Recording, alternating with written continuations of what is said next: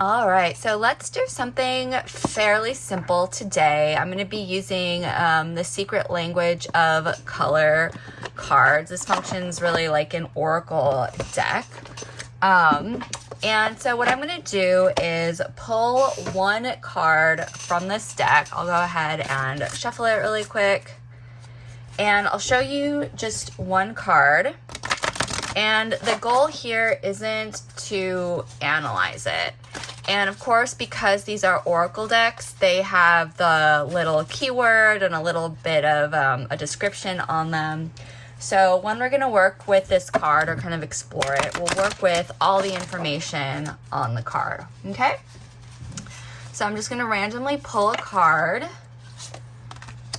and just notice what your there's a bit of a glare here, but in any case, just kind of notice what your initial reaction or response is to this card, to the color, to the imagery.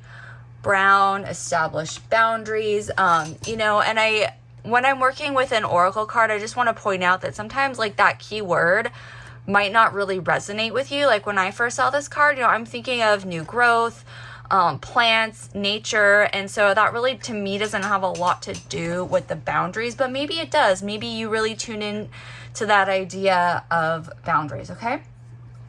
But in any case, when we're working with an image or when I'm working with an image, I like to kind of, for myself, for people I'm working with, kind of tuning in to noticing, really a lot of noticing of what gets elicited in you, right? So maybe it's a certain feeling that you have, or maybe this brings up a particular memory. Maybe you have a memory of planting something with someone at a certain time in your life, an association, some kind of personal association that you have. Maybe it's more somatic.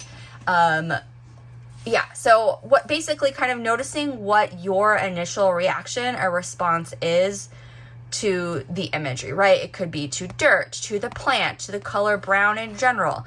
Maybe it is to the idea of boundaries, maybe boundaries in the context of how that's represented in the image itself when we're working with any type of card that has like keywords on it, right?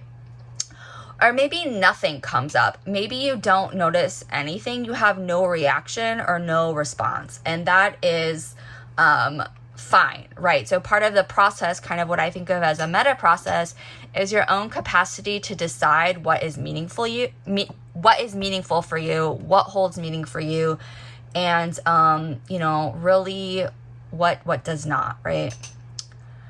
So in any case, kind of thinking about what your reaction is to the image. So this is I kind of talked a lot with this one, so we'll also work with another image. So I'll go ahead and pull another one. You can kind of practice and I won't talk so much. Okay, so apricot, right? If you can see it, rejoice and laugh.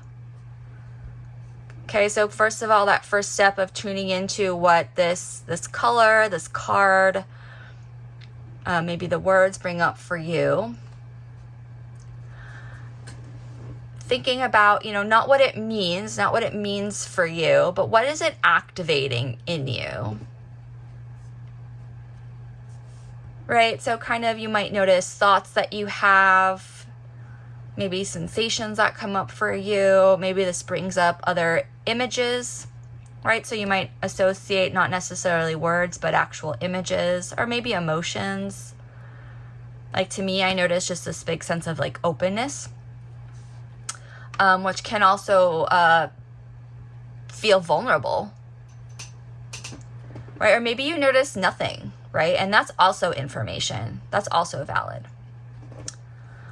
So this is how I like to work with images. I have lots of videos on my card play process. I have a book on card play it's available on Amazon. And it's how I work with images, or how I bring in what I think about as various types of props, whether it's images or charms, in my my free Myth and Mirror gatherings. We meet every Wednesday. Right, so it's not about interpreting things in a really fixed way. It's about kind of noticing your inner world and your reactions to what comes up in response to what it is, whether it's an image, a color, a word, a charm, whatever it happens to be, right? Anyway, so if you want or you like more guided practices like these that are really playful and expansive and use a lot of different ways of accessing our inner realms, I share them on my YouTube, on my Instagram, and I have, like I mentioned, a free weekly gathering where I take folks who come through guided self-exploration processes. That is my Myth and Mirror space. So please feel free to sign up and come to that, and subscribe to my YouTube channel.